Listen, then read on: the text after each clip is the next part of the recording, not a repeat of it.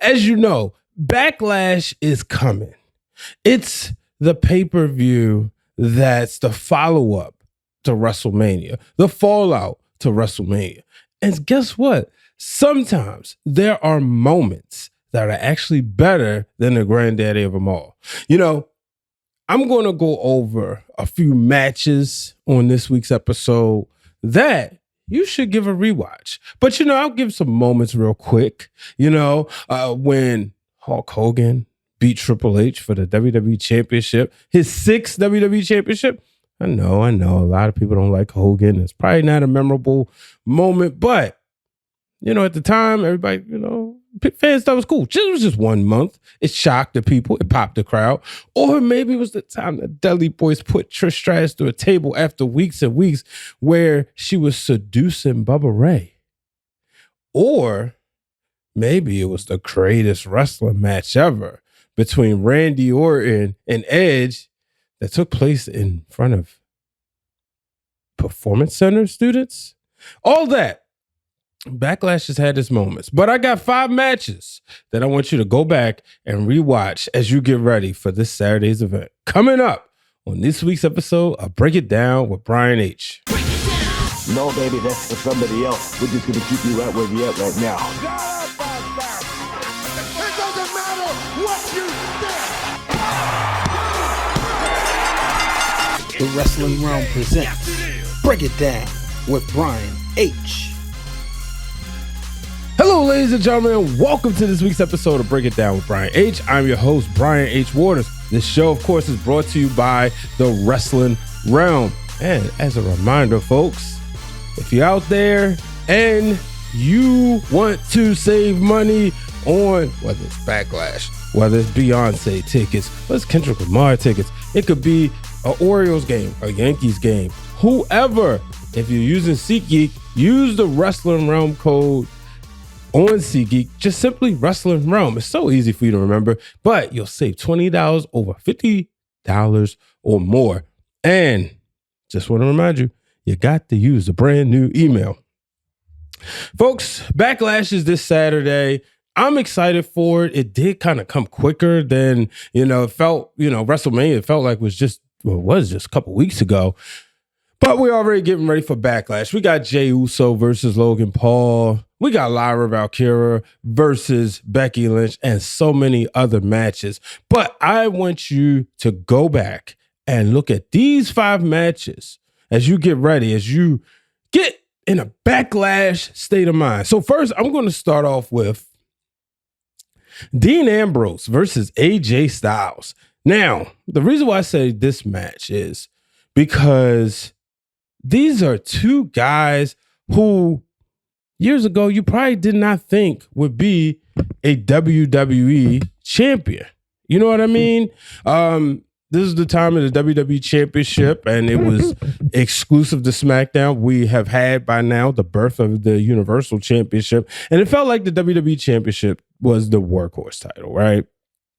Well, AJ Styles kind of went out there and it was like, wait, could AJ Styles really become WWE champion? He did. So this was exciting, and I recommend everybody to go check this match out. Like I said, at that time, it just didn't feel like it would happen. Styles came to WWE in 2016, and it was a shock to a lot of people. It was a moment at the Royal Rumble, right? It was a moment that a lot of his fans have been waiting for. And I remember when the reveal, there's always that moment when you see Roman Reigns' eyes like, wait, who is this? Now, I've said this on record before. The moment was ruined because at that year, WWE wanted to reveal who was up next on Instagram first. So it was ruined, but there was rumors. But to see him go to WrestleMania that year, he challenged Roman Reigns for his he went to WrestleMania, he fought Chris Jericho. He challenged Roman Reigns for the I'm looking right at it. He challenged Roman Reigns for the WWE Championship. He aligned with the club at the time, but eventually he would beat Dean Ambrose for the WWE title. So make sure y'all go back and check that one out. Another match that I want y'all to check out is with that time they called it WrestleMania Backlash. And this is a match that was brutal. It was between Ronda Rousey and Charlotte Flair. Now, Charlotte Flair, to my surprise, beat Ronda Rousey at WrestleMania 38. But they had to run it back. And they ran it back in an I Quit match. And this match kind of put Charlotte on the shelf for a while. But this led to Ronda Rousey's second title run.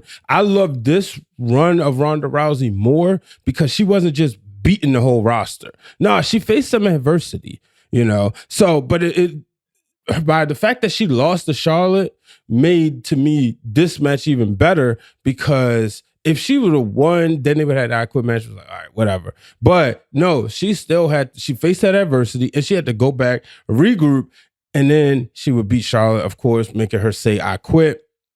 But this is a match that I suggest you go back and rewatch.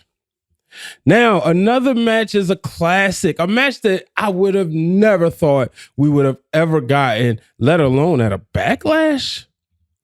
And that is from 2009.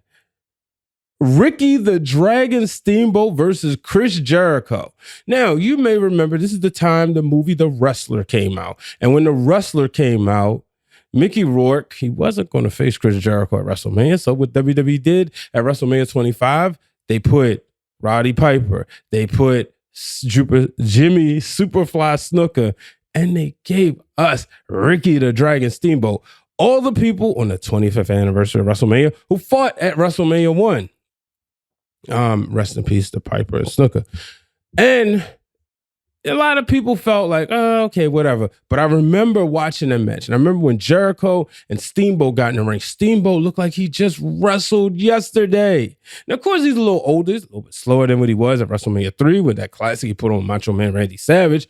But when they had the match at Backlash, it was definitely worth a watch because you saw the past versus the present. Not something you want to see every week, AEW, but it was something that you knew, like, whoa, these guys really just went out there and, gave us a good wrestling match, a good, entertaining past versus present, teacher versus mentor, however you want to say it. We all know Jericho goes on record saying the Intercontinental Championship was the title that he always wanted. And main reason was because of the Savage Steamboat match. And every year somebody said, this is going to be the Savage Steamboat match at WrestleMania. I think they're giving that up by now because we're not going to get that. But Jericho and Steamboat is a match I highly recommend. This next match comes from the very first Backlash. It's a match that we always think, when we see these two on the card, we always think WrestleMania, their WrestleMania trilogy, The Rock versus Stone Cold Steve Austin. But Backlash 99 was definitely a fun match to watch. When you saw Austin, you saw Rock. Now, here's the story, right? Austin wins the title. Of course, he's walking around with the big eagle, right? But no, he wanted his Smoking Skull belt. Well, when he lost it at Breakdown 1998, Vince McMahon said he's taking that title and putting it on a mantle in his home. And throughout the whole time, Austin wins the match. He now wants his belt back. They're like, no, you're not getting the belt back. There's dissemination of corporation. Vince McMahon is eventually kind of kicked out of the corporation, and Shane McMahon is running things. So Shane is like, no, you're not getting your belt back. Rock is like, no, you're not getting your belt back. Well, throughout the match, of course, they also, they had, you remember years ago, The Rock threw over the Intercontinental Championship into the water. Well, guess what? They did the same thing with the Smoking Skull belt. He faked like he was going to throw it away, and he was wearing it in a suit on the eulogy of Stone Cold. Now, y'all may remember they did a little spot where they threw Stone Cold in the water. We all know it was a dummy, but the story leading up to this match was a great follow-up story to the epic main event that they had at WrestleMania 15. That's often slept on because 17 and 19 was so good and they had more at stake.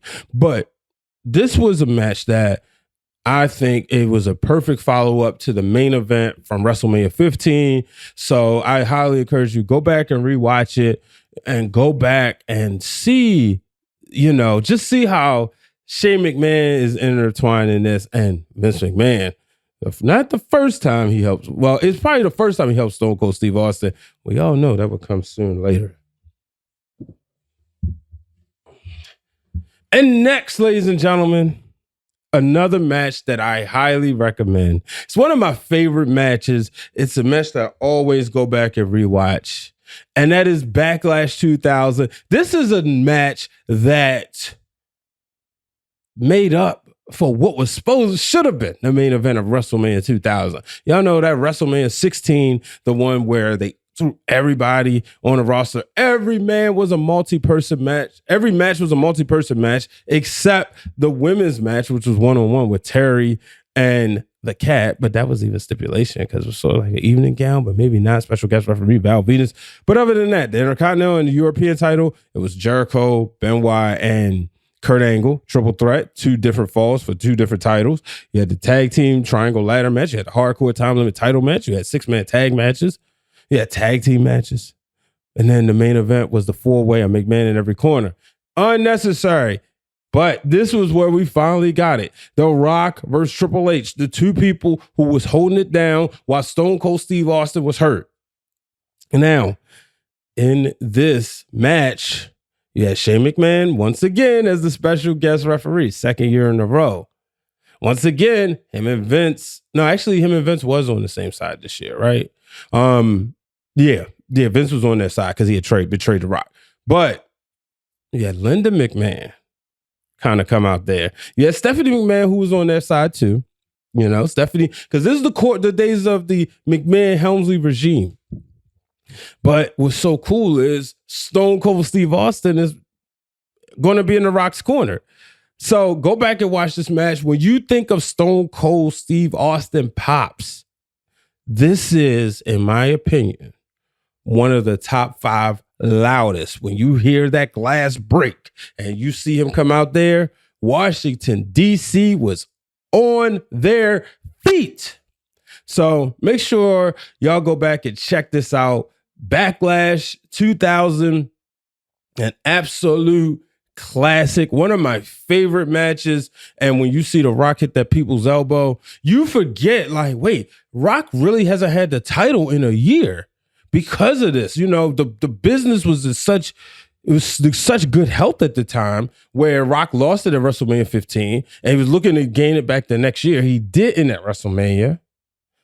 And then he would get it at Backlash. So make sure y'all check that out.